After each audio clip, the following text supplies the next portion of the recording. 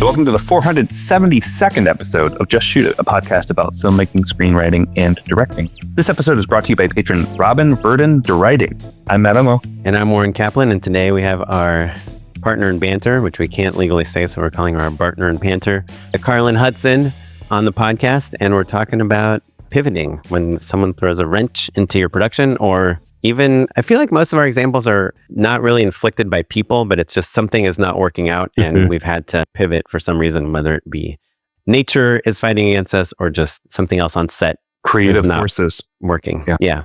So, we talk about this a lot, but directing is about making decisions.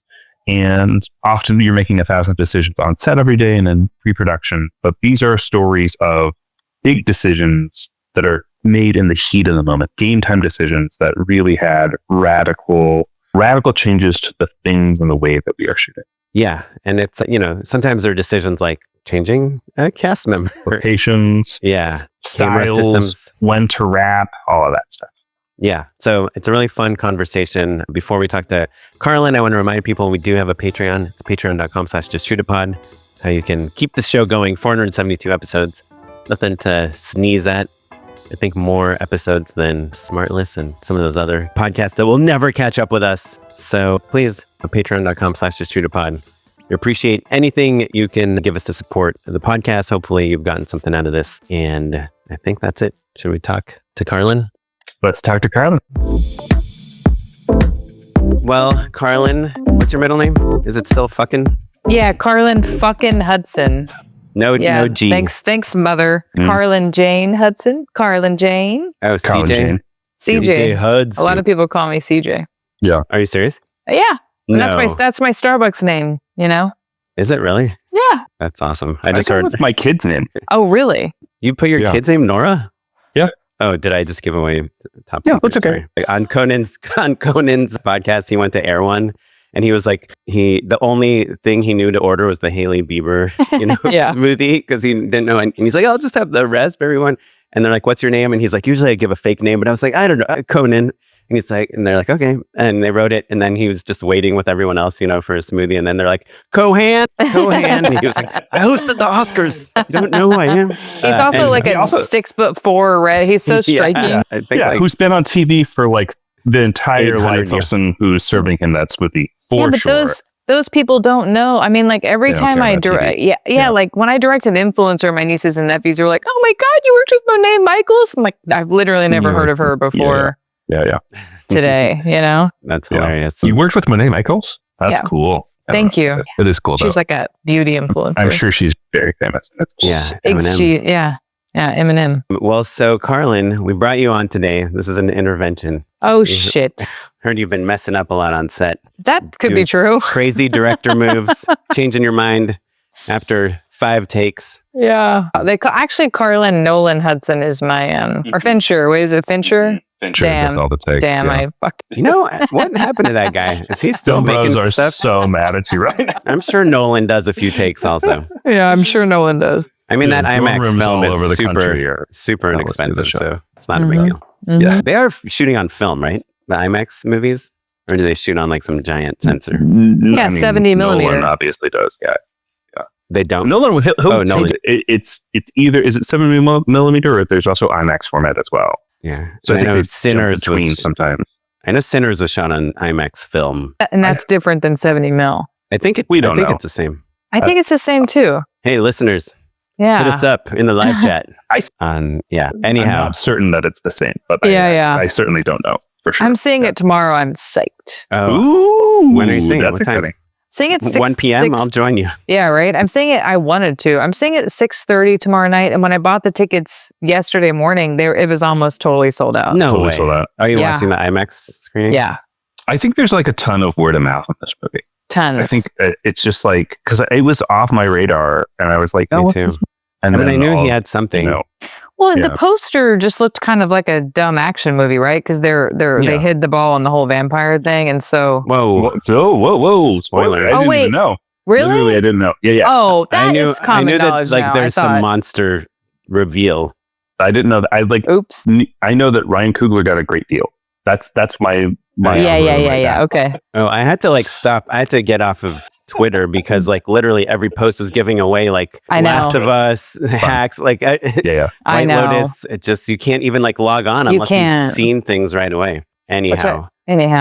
But before we started recording, Matt was talking about some kind of pivots on set and when you are in production. And I think, Matt, you meant specifically like literally like you're on set production type of, or like the day before. Game time decision. Yeah. It's not like you're deep in prep and things just are not as you expected. But yeah, you were talking about different things that go wrong and how we pivot and how we address them. And I think that is like probably like one of our main jobs, right, is to be decisive on set or right before, and also to own that maybe we made the wrong decision. I'm actually reading this book right now about directing by Jimmy Burrows.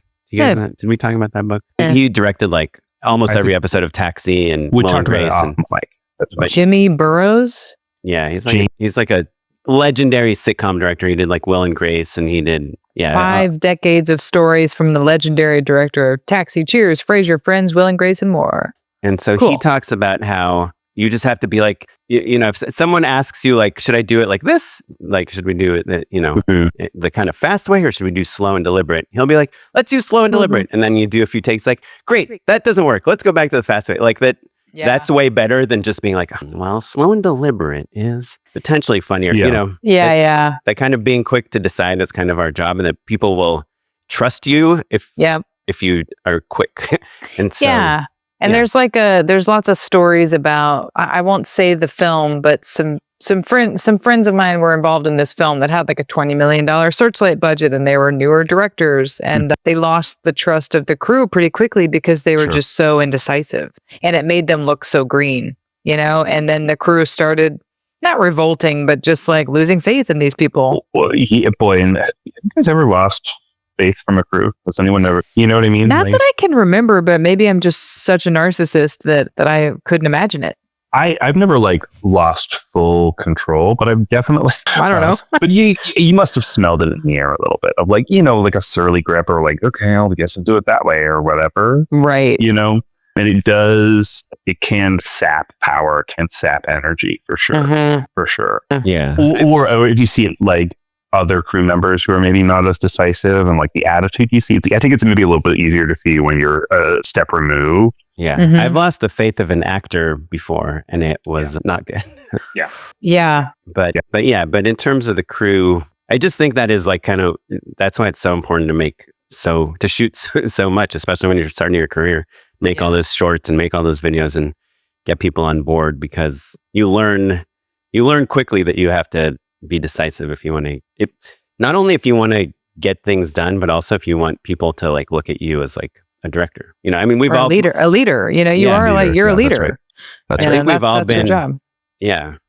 We've definitely all heard stories of like, oh, that director, like they didn't know what they want, you know? And there is a little bit of faking it sometimes. Like occasionally on commercials in particular, they'll look at me and be like, do you want this blue striped shirt or this blue striped shirt? And sometimes I'm like, I could give 2 fucks, but somebody has to make a decision. And so you make a decision and you're like, I like that one. And they go, and then the agency goes, well, I like the other one. I go, well, you know, you're right. I like that one better too. And then moving on. Yeah. It is tricky when in commercials you have a whole committee of people, and wardrobe, I think, is where this is the most solidified, where it's like, okay, I don't really care. We've already sussed out all the stuff we actually don't like, and it's not in front of them. Before everyone gets there, I go through the rack and I say, yes, no, right, and pull it, hide it, like get rid of this. Oh yeah, right? So lots of it's hiding. It's not even on the table. So by the time the creative agency is there, everything is a yes. And so, but they are also kind of testing. There's like a little bit of ego depending on who it is. Like there is like that push and pull of like, you want to be amenable, but you do need to be a leader. You do need to be decisive. And it's always a different dance with each person, right? Like, am I going to be seen as a pushover? Am I going to be seen as amenable? Are they just going to contradict me no matter what? You know, we've kind of had all of those versions, you know, and you can't just be like, well, guys, I don't care. I like all of these. Just pick one.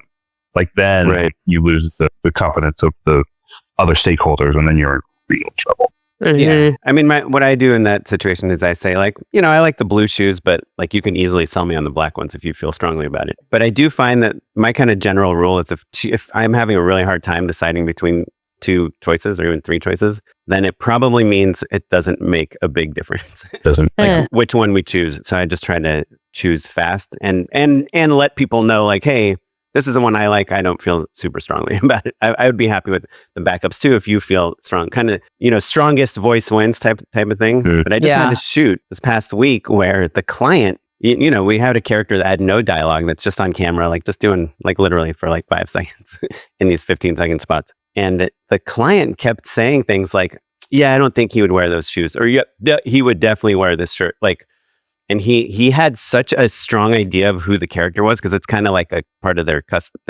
customer demographic. But I was like, yeah, let's go with what you want. And to me, the only time like I'll hide things is if I think they'll look really bad on camera, like a white shirt. You dislike it for whatever reason. Yeah. Usually for a technical reason that I don't think the agency will notice. Like, hey, he's sitting on a yellow couch. Maybe we don't put him in a yellow shirt. Things like that. But speaking of wardrobe, Matt, you did mention that you kind of had something recently where you had to do like a last minute pivot on a pretty wardrobe. Big pivot. I just want to acknowledge for the people who are merely listening and aren't watching this on YouTube, Carlyn really liked that transition. I did. That was segue was smooth. really good. It was smooth. Very smooth. Thanks. It's a smooth segue. Has gimbals in it. Yeah, there you go. I think we talked about this a little bit on the show before, but just to kind of set the table and as a launch pad, thanks to Carlyn, actually, Carlyn made the introduction on a job that I did last year that finally just came out called Raid Shadow Legends. Oh, yeah. Didn't you mention both of us to that producer, Carlyn? Yeah, only one of us got and he chose Matt. So how about that? I respect his decisiveness. Oren was slow on the email, and I'm really grateful because you were the right person for the job. I was the right person for the job. Oren does have a great reel for it, and it was with an Israeli company. Oh, so that is true. The Israeli thing. I was like, this is pretty. And it worked out great. So, and I'm really proud of the work. It's good. It's really good. So the premise of the piece was that these video game characters are in real life, and they have like a long history of doing this campaign, but with CG characters, basically. So just bringing in, and they do incredible VFX, and like they have a whole studio of awesome 3D artists who normally do all of this work. And so this is the first time we're literally going to cast an actor to play this character and put them in a costume. Right. You're Last of Us-ing it. Right. Exactly. And the joke is like, the impracticality and, alienness of this otherworldly superhero-esque character in the real world. Right. And so my pitch was like, hey, this has to look super real. It has to look really authentic. It cannot look or feel like cosplay. No disrespect to cosplay, but it's got to feel like actual armor, not fake armor. It's got the person has like gold plated, metallic feather like wings and like a huge coattail and like all like bracers and all of that stuff. Kind of it's like in the world of like, Roman gods and that sort of stuff. So anyway, we spend all this time and money literally 3D printing the armor based off of the schematics of the character. We found these awesome people in Nevada. They're going to do this rush job. It's really just so much TLC. We're flying the actor out back and forth to Vegas a bunch of times to get everything fitted perfectly. It looks great. We drive it out to set or to the dressing the day before. Right? She finally puts it on, and it looks shiny, but still not exactly what we were all hoping for. It looks a little matte, you know what I mean? Like a little flat and not like brushed chrome or anything. And everyone was really diplomatic, but they were like, well, we haven't seen it in the lighting yet and this and that. And like, you can kind of hear it clunking around. It doesn't sound like metal clanging against metal. It sounds like, fiberglass against fiberglass or whatever. Because if you'd done it out of real metal, which was kind of on the table, it would be so heavy and so gruesome that we wouldn't make our day, basically. And as it was, our actor was a real trooper, but it was like hot and uncomfortable. Couldn't really sit down. Like we would have to like take things off in order for her to be able to sit down or stand up. Like it was a whole ordeal. It was a really cumbersome. But that's like all production. Have you guys ever seen those videos of like the stormtroopers like running, down some hallway with the original sound? Yeah. And it's is it like a really crazy funny. sound? No, it's just like well, squeaking they're running and on pilot, and they're just like a stuntman and a chroma like, hey, Darth, Darth Vader like the actor in there is like saying the lines, and it just sounds like silly, you know. Sounds like it's kind of corny sounding. It's not. It's really corny. Super. Yeah. Interesting. So, but I think anytime you see like big armor and stuff, it's crazy. And every, you know, anyone that's seen it behind the scenes of like a Marvel movie, they're always like, we took 4 people to get these legs, you know, these pants on her legs. Yeah. I have a friend that's a stylist to a celebrity, like a pretty famous celebrity that goes to the Oscars and stuff. And she said that like when they're in the like limo to go there, like they have to sit and like, it's like Memoirs of a Geisha, you know, they can't put their butt on the seat. They have to put their legs out, you know, like I think like Kim Kardashian too, her people are all like, you know, they have to like carry her like in very specific positions just so that the wardrobe doesn't like crease and stuff. It's so funny because it's not made idea for of like riding a limo to the Academy Awards. You imagine it's just like a little bit of a victory lap. You know what I mean? Like here I am, and I guess if you're in a tux, I assume I've never been, but I assume that they send a card that like the Academy is like if you're a presenter or a nominee. I bet you pay for it yourself. You don't think they send like a car to drop you off like in like the right place? So could anyone just rent a car and get dropped off at the red carpet? Well, you still have to have access to the red carpet, but like I think, I just think they're so cheap. I'm always shocked at how much actors and people are paying to get wardrobe and hair and makeup. Like they're spending their own money doing that stuff usually, unless it's like a big campaign budget thing. I remember Kara, my wife, went to some Emmys event or something because Hacks was like nominated for Best Ensemble Cast, and they gave HBO, RIP Max, gave her like a budget, you know, nice. for styling. Like you can spend $500 for hair, makeup, and styling or something, which, you know, it's nothing. It's nothing. I'm sure Jean Smart got times more 10. than that. Yeah. But okay. Well, anyway, so Matt, you're telling us about the armor.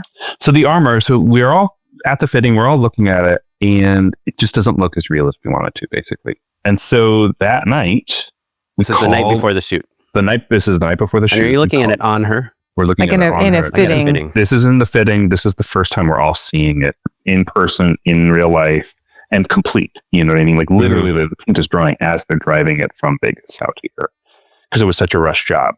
And also, I should say, it was a month, right? Like they were like, when I talked to the people who were fashioning all of this, they were like, a month is going to be really fast. Like, I can't believe I'm saying yes to this job. It should be 2 or 3 months, honestly. In what world do people have 3 months to whatever? To build, I don't know. Crazy. Those people always say that though. And then like a week and a half in, they're like, Oren, we need you to approve this right away. And you're like, it's the weekend. And they're like, yeah, but you wanted to, you know.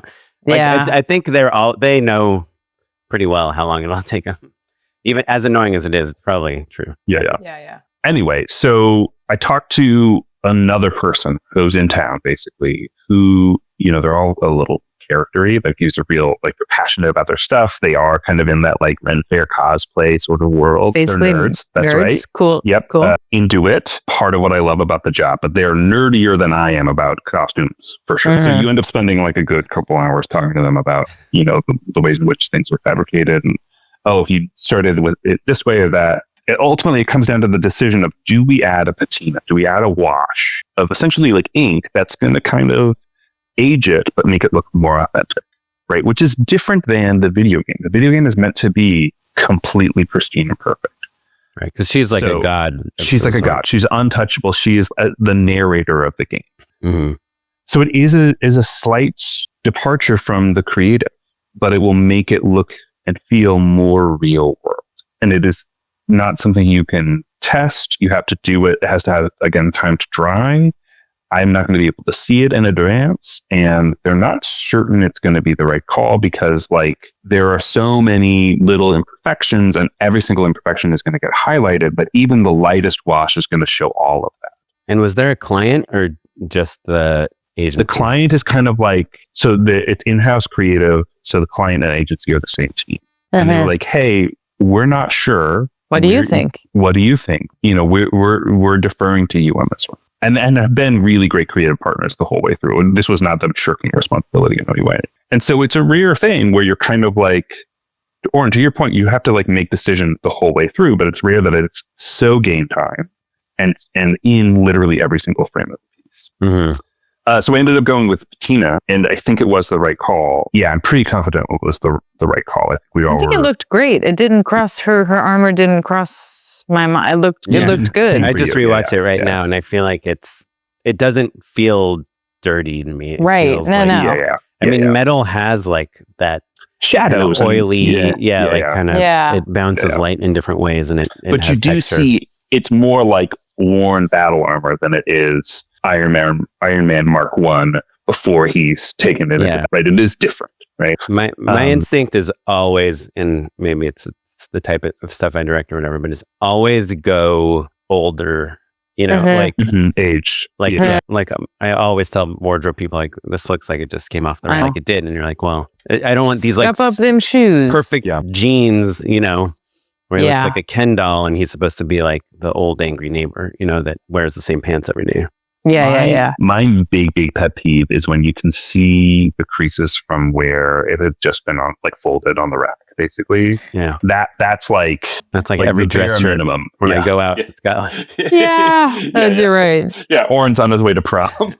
What Yeah. So funny. But so I was thinking about that and then happy to be able to talk about the story. And I thought, oh, well, you two must have had very similar kind of game time decisions and how you go through it. And the final thing I'll say about it, Oren, you were saying before that you have to be fast. And I think I totally agree with that. But there is a difference between fast and rushed. yeah. And there's a difference between, even though it doesn't seem like there's a difference between the night before and on set with 100 people watching you. Yeah, 100%. But so I did have to have the time to talk to and understand the problem thoroughly. Right. What are the ramifications of doing this? Are there ways that we can walk it back? Because I think that people will often give you the clip notes, right? You're the director. They're trying to save you time. Here are the quick things that you need to know, right? Yeah. And by the way, I think you mentioned this off the mic, but it's going to cost a few $1,000s Sure. if you say yes. It's not like it's the same price regardless. And you cannot roll it back either. Right. Yeah. High stakes. That's High why stakes. I always, in my brain, and this is not healthy and I don't recommend this, but in my brain, it's always like, if we don't like it, all that dirt on the armor is a lot of tracking points. And we could always fix it. I asked that. So that's the kind of the thing you're trying to think through is like, what is my post budget? Right. Can I think this out? Well, that's why if you know VFX, you're like, and by every job, I'm like, by the way, if this doesn't look good, I'll just fix it myself in post. Just send me the footage. I promise you I'll know. Yeah. Which normally I would pull that as well. Do you think that you just watch it? You think you could pull all the dirt off of that armor? It would just look face tuned.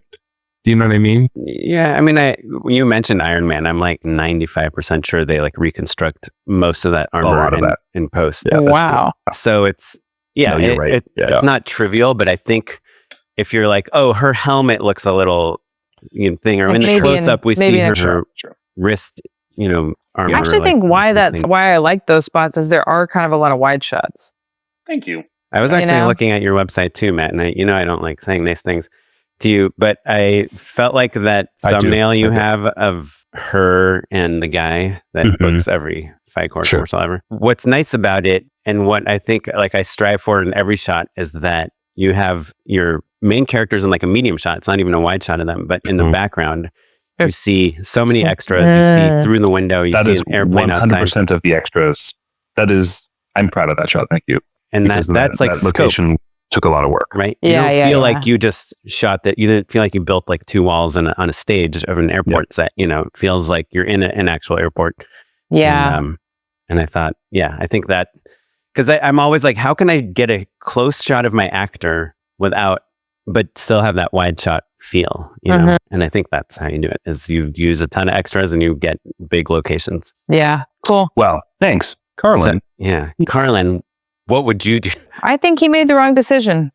Just kidding. I do think, I'm sure I've talked about this in the podcast before, but to me, sort of my like maturation as a director is learning to trust my gut, because every time that I don't, I regret it. And so at you kind of have to get in tune with, kind of try to take other people's opinions and the noise and tune that out to some degrees and tune in to your own opinion, and that's what you did. And that's what I think I have to, every time I do that, I'm like, yes, I did it. And it was the right decision for me, Yeah. Have you done it? Oh, sorry. Go ahead, Matt. Yeah. I'll just be quick. It makes me think of, did you guys have like a water park where you growing grew up? Yeah. Absolutely. Mine is Schlitterbahn, the hottest, coolest town in Texas. Yeah. Did they have one of the slides that's basically like a vertical drop. Yes. Yeah. So ours was called the clit hanger. Okay. On the nose. Waterworld USA, shout out. And it's one of those, you lay down and then you have to like push yourself. It feels like off a cliff. Seeing it now, it's like, yes, it's a very sheer drop, but it's closer to like 45-degree angle, but like perpendicular like that. But it's spooky. It's spooky. Yeah. And that feeling of being able to push yourself off, I think of as a formative skill, honestly, of like, I'm fully scared of what I'm about to do, but I have to take a leap of faith. And so I think about that feeling of like pushing yourself off of a water slide, the scariest water slide, the one that everyone's daring each other to do, is similar to these other leaps of faith, right? That you have to like, just makes a call, basically. Make the call. Yeah. To me, the leap isn't as scary as the idea that when I get to the bottom, my bathing suit might be gone. We've all seen the people who lost half their bathing suit. Or it's that is a good metaphor, because ultimately you're the naked one at the bottom who's responsible for whatever decision you just made. You know? Yeah. We do. You do all nude sets, right? It does make people uncomfortable, but ultimately they save so much on air conditioning. It's memorable, and that is good. I want to be remembered. Yeah, it's really freeing though. Yeah, they're like, whoa, boobs. Have you sort of distracting? Guilty. Have you made one of those gut decisions and then later on been like, should have gone the other way? You know what's great about me? No. Yes, my wife's always like, I just have a real knack for forgetting trauma. Like I remember, we travel a lot in our jobs, and last year I was traveling to New York, or maybe it's the year before, a lot, and flights get canceled, there's shenanigans. And I come back from this trip and I go, wow, isn't it great how I never have flight delays? I just get so lucky. And she goes, 2 weeks ago, you called me crying at midnight in the middle of Times Square because you couldn't get out of the city. And I was like, oh yeah, that did happen. And I just had forgotten. 2 weeks, and it was only 2 weeks earlier. So I'm sure this has happened to me, but some sort of coping mechanism I've acquired is that I just forget.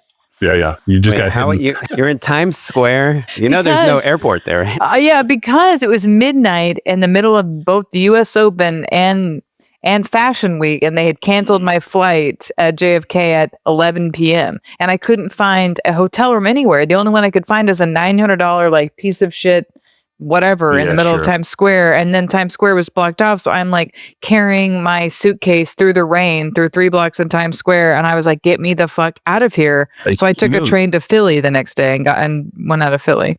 I was gonna say fly out of Newark.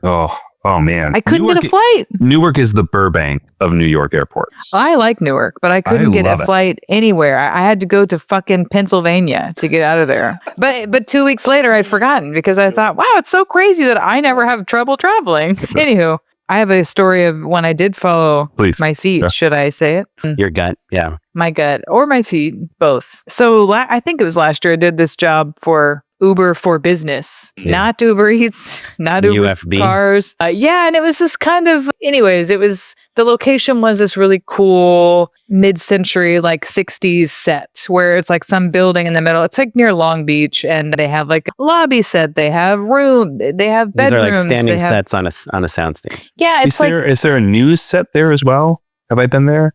I don't think there's a news set, but it's kind of like, they also have weddings there. They have like a cool outdoor. It's like a very interesting. What's the name? Do you remember? I don't remember, but I'll find it and I'll send it to you guys. It's a cool space, but we picked it because this is like Uber for Business, right? We were like shooting in offices, and the office we picked was this like stunning, almost Frank Lloyd Wright-esque, like there's like a curved big wall with 12-foot windows and just kind of like the textures of the wood paneling. And it was just such a cool, sexy mid-century space. And the whole thing was like 3 p.m. lighting, like harsh beams of light. It looked awesome. Cool. And so we were super psyched. So we shoot there's two 30s we were shooting in a day, of course.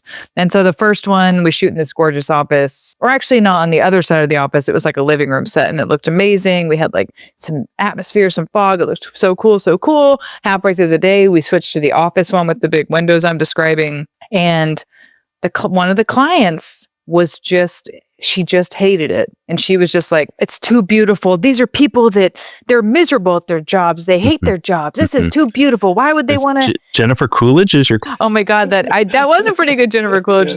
They hate this. These windows are too beautiful. Now the impression is getting worse. So anyways, it was just becoming, so we kept like, she just really wanted it to look bad, which was so crazy because we picked this space because it was so gorgeous. And we were like, of course, in my mind, I'm thinking, you approved these photos. We've been over this for weeks. We shot photo boards. We have storyboards. All of them are in this gorgeous office space. And now you hate it. And you wish that he were in a basement. And but was there ever a moment in prep where she was like, she's like, is this going to look too nice? And you're like, no, don't worry. We'll dress it down. Not a moment. And so we were all pretty shocked. And so, we were like cluttering it up because maybe, I was like telling my production center, I was like, bring a bunch of garbage in. Like, let's change. Did you order the patina guy to go make all the Matt's guy to do this? And he said 2 months. And I said, brother, you got 2 minutes. Is there some blood on the window? So we're like, we're spending 30 minutes just trying to make this look as shitty as possible. It is such a beautiful office. And and she just kept saying the word basement, and I'm like, basement? And I told the AD, I was like, just buy me 5 minutes. I'm just going to go walk around this space. And so I walk around and I'm like, there is a really super shitty looking room that looks terrible and I think could look like a basement. So I called an audible and I was like, we're done. Take the lights down. We're moving locations. And everyone was like, what do you mean we're moving? We haven't scouted it. We don't know what it looks like. And I'm like, doesn't matter. This isn't working. Like she hates this. Yeah. She has to approve this. It's too beautiful. We're done. Like this location's over. And you could get to the edit and feel good about the spot, and that burr in their bonnet isn't going away, right? Yeah. And was the location lit already? Like you already had? No, we had to light. We had to move everything. Your first location. Oh yes, of course. It was lit. We pre-lit it, totally dressed, everything. It was ready to go. So how long did it take? So you lit it the day before. Yeah. And how big is your lighting crew? 4 or 5 people, maybe, right? Yeah. Normal sized. Normal size. I don't know if that's, maybe that's smaller. 3 and 3 or something, yeah. Yeah, 3 and 3. Yeah. So go ahead. What were you going to say, Matt? Well, I'm curious then. So you make that call. You're on set. Yeah. You're like, guys, this isn't going to work. I could tell the writing's on the wall. Let's do it. Yeah. So you say that to the AD and I was like, okay, Carlyn says we're moving. People are like, where are we going? And I'm like, I found this room. What do you do then after that? You told the crew, that's half the job. Yeah. And then you have to walk over to Video Village where you've got your client and agency people waiting. And there's one person who is going to be really excited about this change. Yeah. And a bunch of other people who also approved that deck, who also signed off on everything and know that you spent a half day lighting the space. Mm-hmm. Where are you in schedule? How do you walk through the politics of that part? Well, I was reading the tea leaves a bit, and Uber is such a massive client to this agency. And so because of that, they were looking to me being like, how do we fix this? We can't lose this client. And I was like, this is how we fix it. We're just going to shoot this other room. You're following a lead. They're asking for it without literally saying it. You don't have to go get this approved. You're like, hey, I'm the hero who saved the day. We should kill this location because it's simply not working, And then she was so happy. She loved the new location, just like, and I got a gift afterwards and I got like, oh my God, you saved us. And the client's so happy and blah, blah, blah. And like in that instance, I thought that it looked worse. It did. That was the whole point. And so I was bummed that I didn't get this gorgeous spot on my reel, but it didn't matter because my job was to deliver this to the client. And we did. And it was successful. But if I had to make that decision then because we didn't have time to fuck around.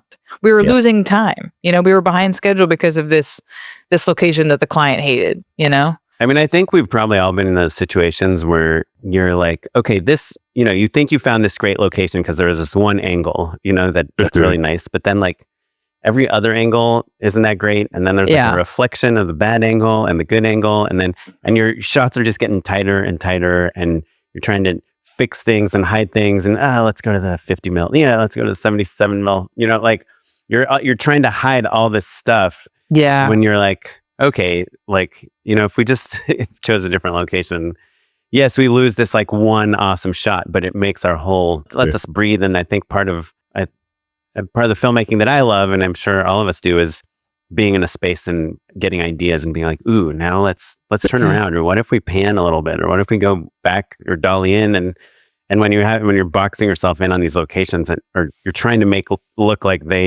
different locations than they are. Yeah, at some point you have to decide, is it even worth it to fight for this thing that isn't working?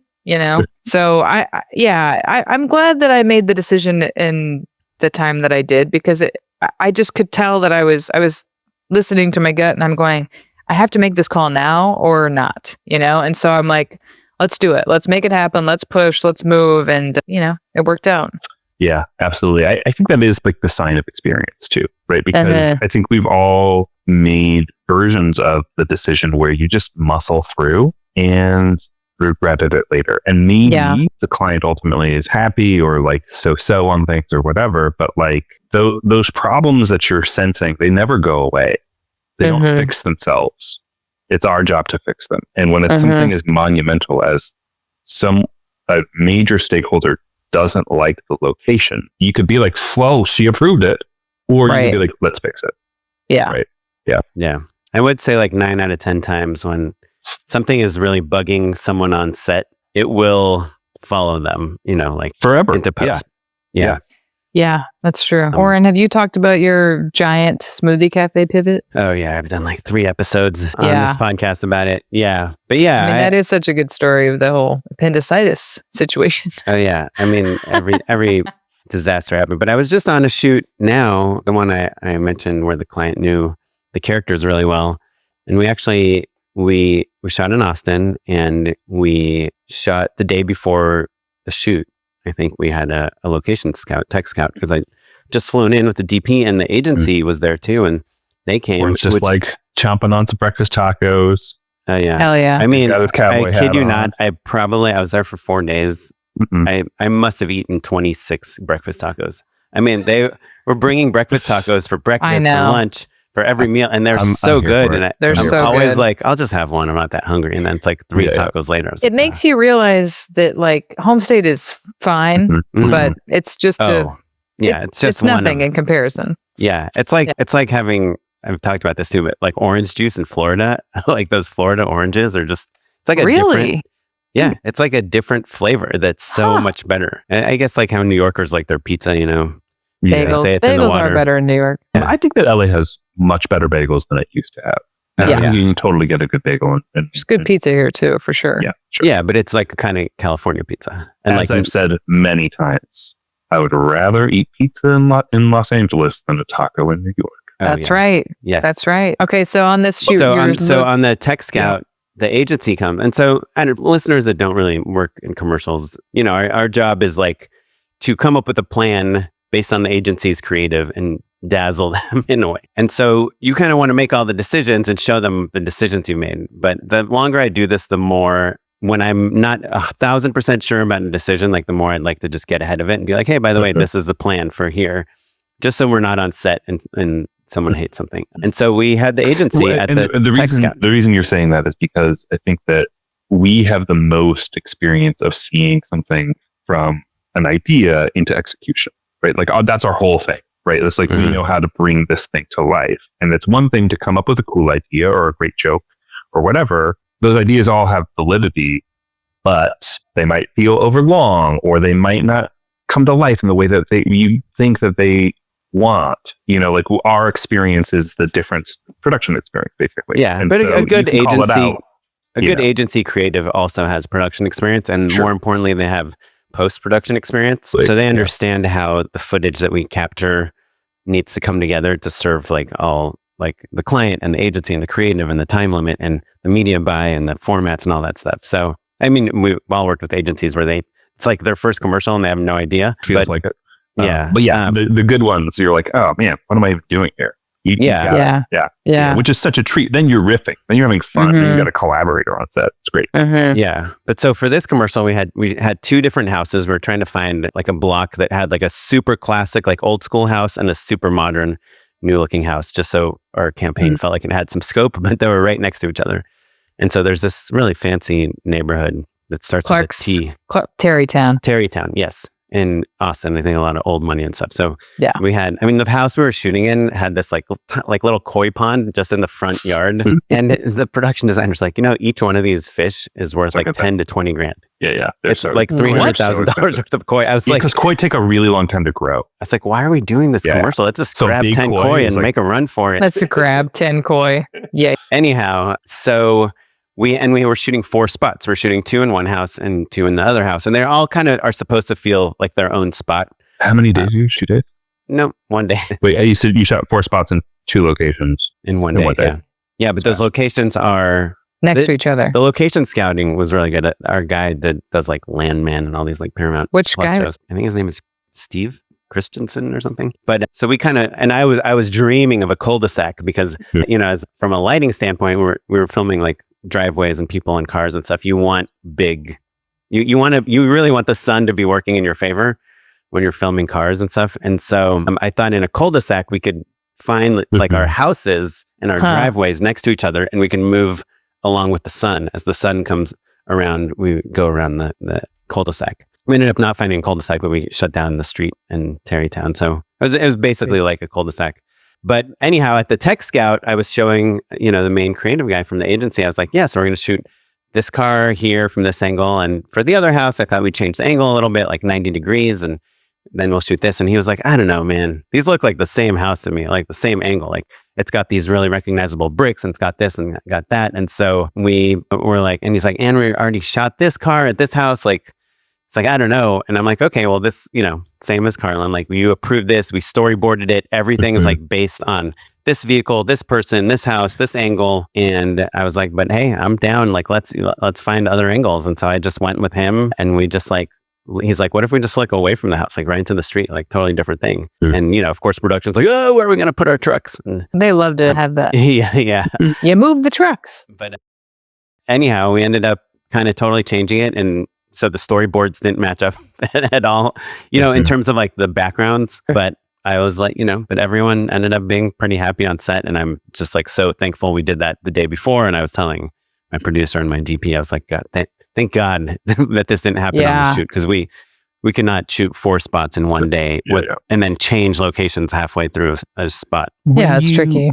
When you made that call, did you do anything to illustrate the changes in your boards? Like, did you drop in photos of the new backgrounds or anything like that? I did do like so I used Google Slides for my boards. And by the way, if anyone wants to write a script, I should use AI that lets you insert a new storyboard in the middle of like 12 storyboards. Because in Google Slides you have like 6 boards on a page, right? And let's say you're doing 18 boards and you want to insert something on page 7. Annoying. You have to copy and paste, like propagate everything. I like to do board per page. 1 board per page, God. I know. I like to do that too sometimes. Grew on a tree farm. How do you fit them all? I mean, then I guess you can print 6 pages per page or something. There you go. Yeah, that's an interesting idea. Then you it's easy to add something. Yeah. And so then also when you're presenting it, it's just like a cleaner experience. You can kind of set the pacing. Yeah. Anyway. That is an interesting idea. I have so many of my shots though. Is like, I don't know how you guys number shots, but like, let's say I have 3 scripts I'm shooting. I'll call like script 1, 100, 200, 300, and then I'll just call them like 101, 102, 103 for the first script, 201, 202. And then if it's a shot that has multiple boards, I'll do like 101A, 101B, 101C, then we go to 102. So when you add a shot, then you're in trouble?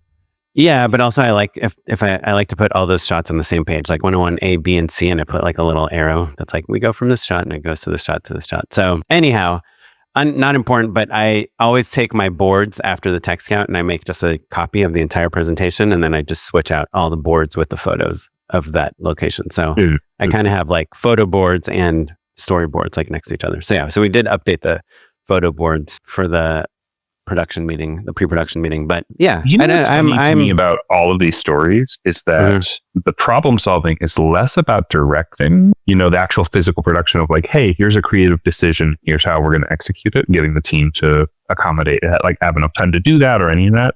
And it's really more about how you communicate that to the stakeholders. Yeah. I do think there's like a level of confidence that I was so assured in my decision that I think people were like, oh, well, she's the director. She knows what she's doing. She thinks it's the right call. And there's something nice about also telling your client, like, hey, I hear you. You're not liking this. And I have a solution that I think you'll really love. You know? Yeah, that's true. And it's like, literally your client could have probably left at that point and been like, okay, Carlyn's got my back, you know? Yeah. And a lot of times directors and clients are like a little bit at odds. So the client feels like, okay, let's make sure they don't mess this up, you know? Yeah, there's so much maybe this is a different episode, but I think about all the time how much of our job is just being a good collaborator and a good hang, right? That's such a huge part of the job.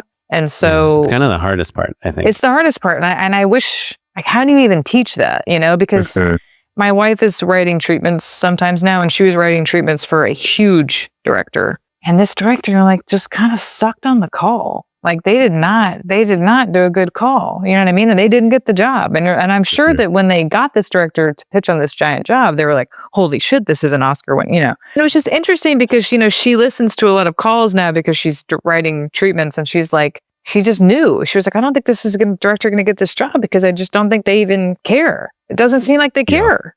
Yeah. You know? There is a class of director that kind of don't care. You know what I mean? Yeah. Like, if you're describing a person projecting, but like a person whose name we would recognize, we admire. And so part of the reason they're getting that call in the first place is because of all of that, you know? I hear stories from, like, you know, friends who worked at like big companies where they rep, you know, feature directors, basically, is what I'm saying. Right. And, you know, like, you could be like, oh, I'm such a huge fan of this person. And then they're not really a commercial director. Right? Yeah. Because so much of what we're saying is it's customer service. Like, yes, it's customer service. There's being a good hang, that's customer service, that's bedside manner, right? There's being a good collaborator, that's part of it as well. And, like, look, to make a studio movie, you have to have those skills. And I get a little solace in that, like, knowing how to deal with stakeholders and communicate with teams and talk. These skills transfer in a lot of different ways. Yeah. I have one more pivot story. It has a happy ending, which is that last year, I think Oren knows this story, but I got hired to do this promo for season 3 of The Bear. And it was like crossed over with the new Minions movie. And I booked this job. So is the creative, like, a bunch of minions are in the kitchen? Okay. And like, order up. And they're like, what's the Venn diagram of, like, Minions fans? And well, wait till you hear the second part of this. But anyway, so it was starring the people who voiced the Minions, which is Will Ferrell, Kristen Wiig, and Steve Carell. Those are the voices of the Minions? No. They voiced the main characters. Yeah, like Steve is Gru. Oh. So I booked this job and I was freaking psyched. I mean, like, what comedy director doesn't want to have those 3 people on there? Real huge. Sure. I'd rather not. So 2 days before, I get a call that they couldn't figure out scheduling. They're out. Yeah. Totally out. But they've pivoted creative to be just one shot of the ticket counter from season 1 of The Bear, you know, when the tickets are like spitting out.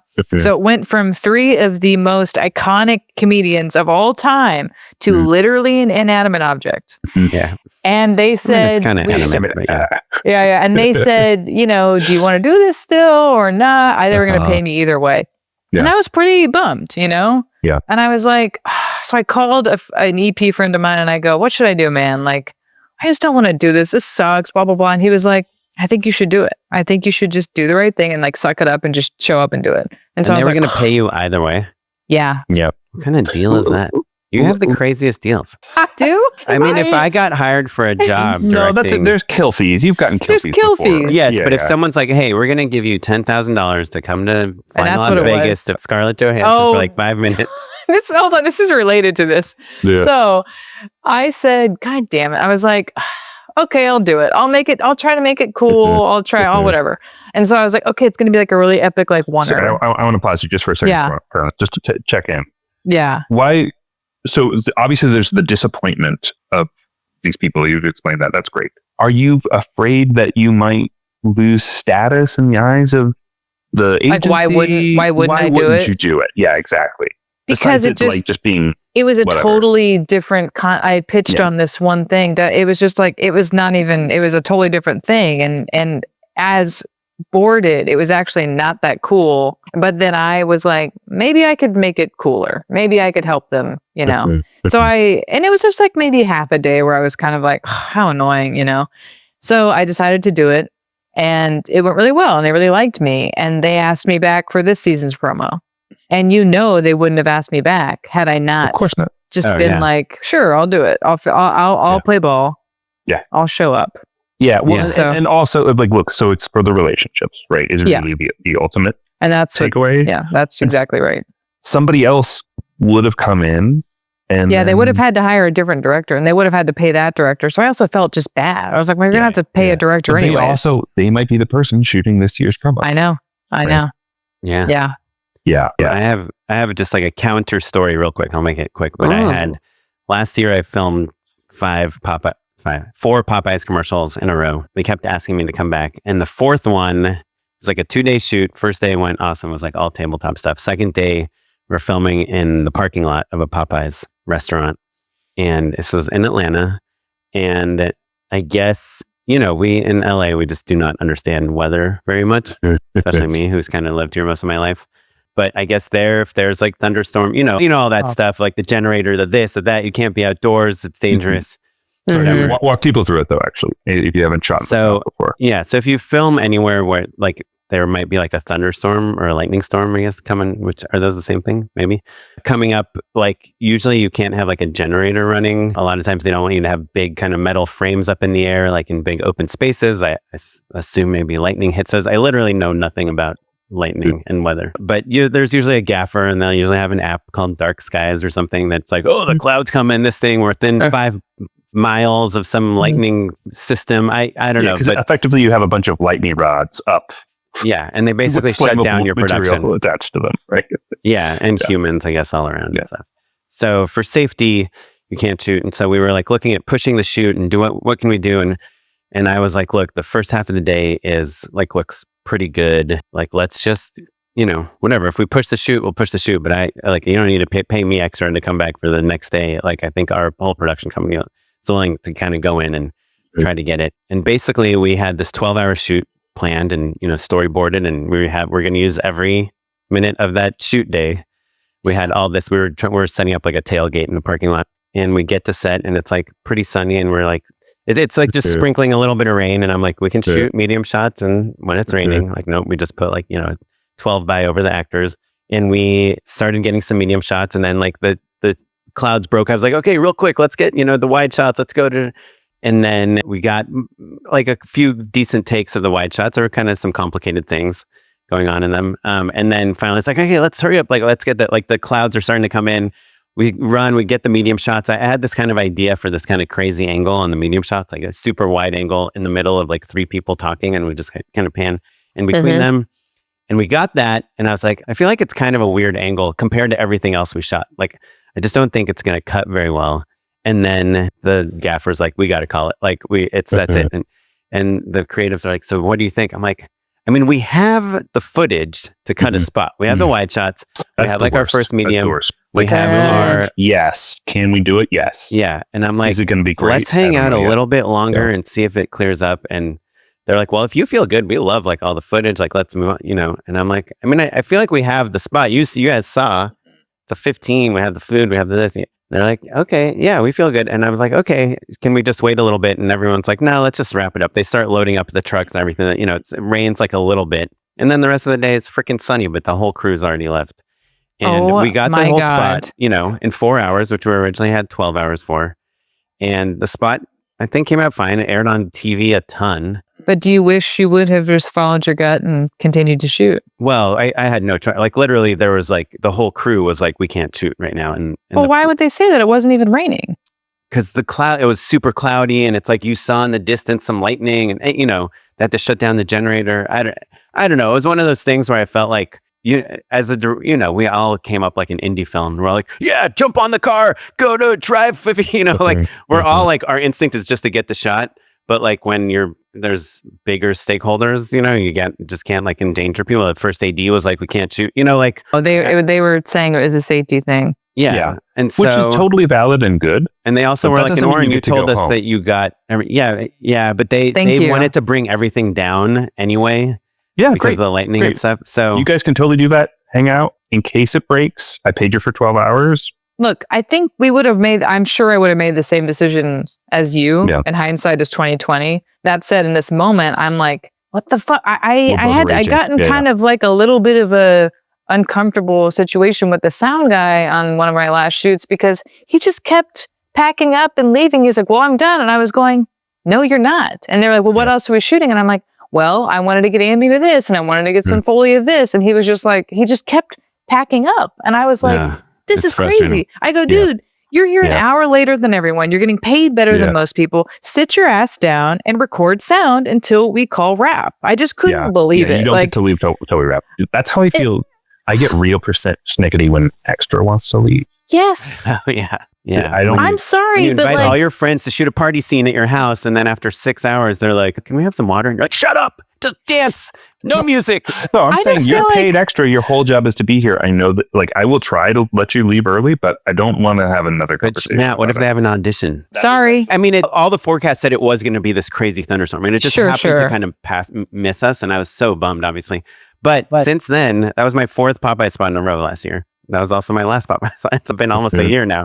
And now I heard just some other director I know is doing like the campaign now. And who knows, they might have switched tones, they might have switched everything. But you weren't going to do it forever. But but also I'm like, if we would have had the 12 hours and I would have gotten like my perfect shots. I know. Would it have been just 10% better? And they would have been like, oh, Oren is a miracle worker. You know, in the day that we almost pushed, he got this like perfect commercial. He got the shot. Yeah. And now I feel like I got an okay spot that works. That stuff is really tough. So you have my empathy because it's hard. It's true. It's like on my Cracker Barrel job I just wrapped, I was kicking myself on the way home because we got the mains. There's like a main Zolly move. There's like a transition into this like new world. And it was really cool. It was great. But I just wanted to shoot in that setup for like 30 more minutes. And I felt sort of bullied out of that time by various people on set. And I was furious afterwards at myself, at them. Yeah. And again, the spot works. It's a 15. But I was just like, damn. Yeah. I feel like I should have spent that time and I could have, but it's just hard to know when to play ball and when to push. It's really tough. And I think it's a big theme of the show. And I think the three of us in particular like to play ball. We're nice people. We're A students. We love the pat on the hat. And, you know, and I think that as we're all gaining more experience, those instincts are changing, right? Exactly.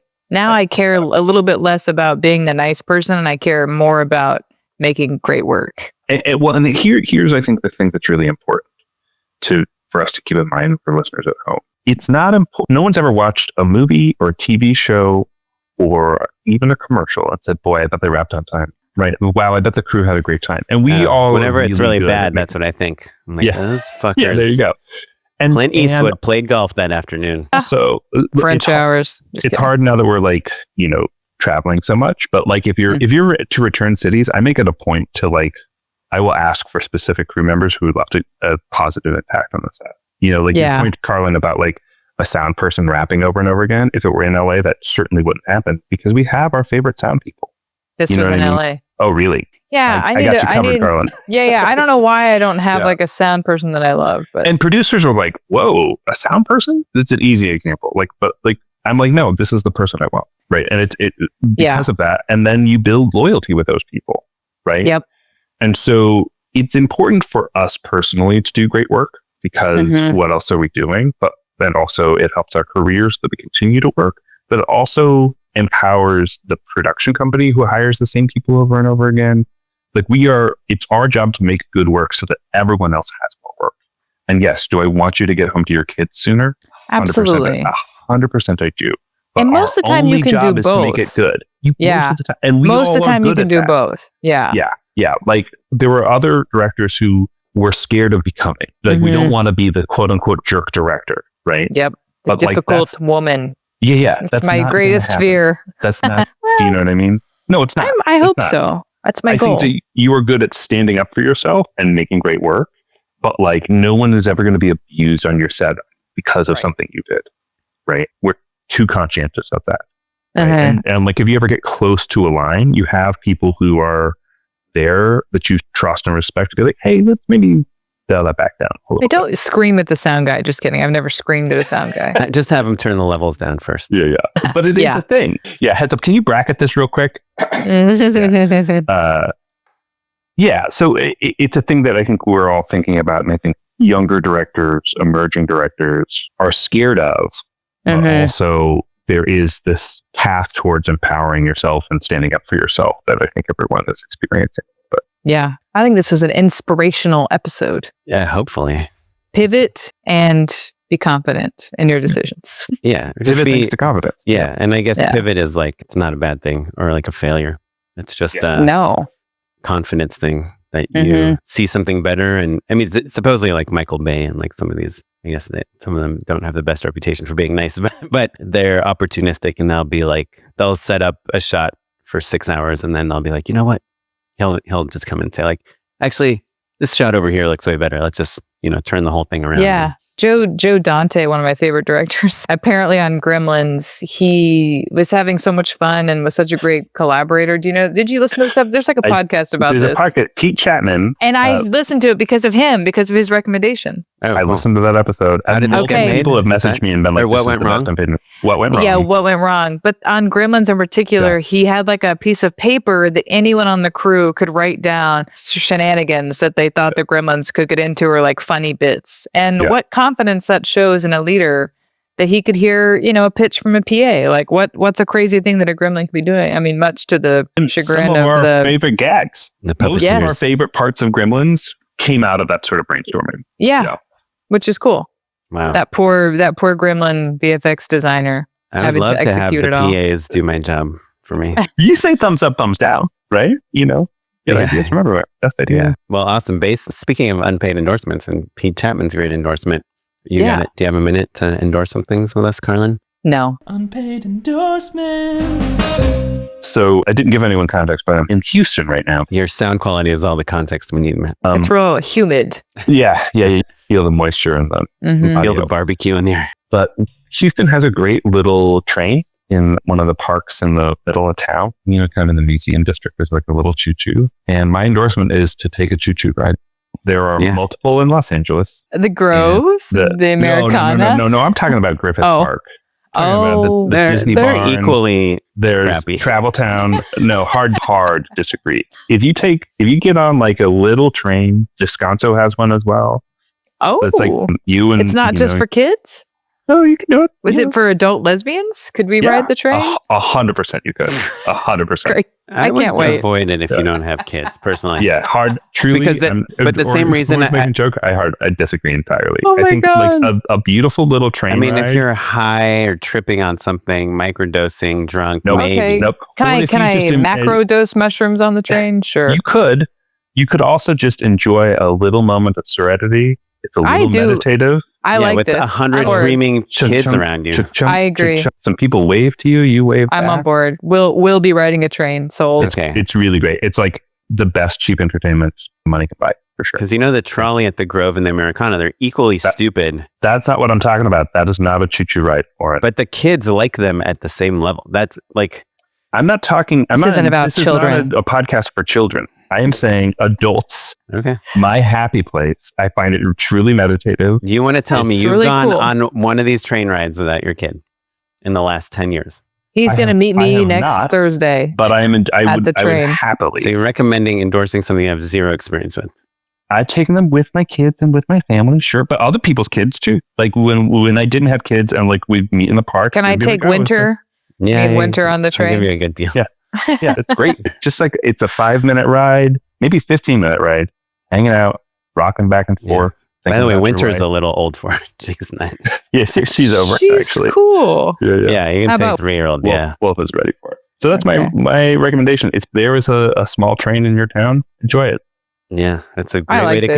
commute from where that's you a- started to where. What a humble You can do. recommendation. I like that one. Yeah. The reason that we have Disneyland and so many small trains in Los Angeles is because Walt Disney became obsessed with them. So there's the Disney barn in Griffith Park, which is open like one day a month. It's like, old time train enthusiasts run it, but he got into trains. And a bunch of like Frank and Ollie, who are famous animators, also got into it. But so like that's why there's A train in small Griffith model Park. train Yeah, that's culture interesting. in Southern California. And then the Who Framed Roger Rabbit villain came and tried to destroy it all. Carlyn, what you got? Oh, I go next. I have to respect the format.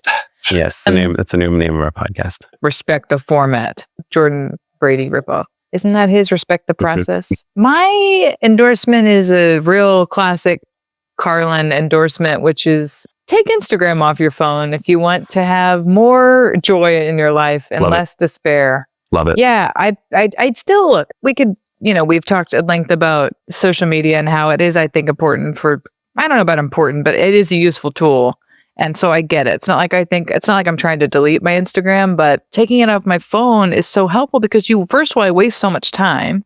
And second of all, as my therapist says, compare and despair. Like, I don't even know about these jobs until I see them on Instagram. And then suddenly I feel like shit about myself.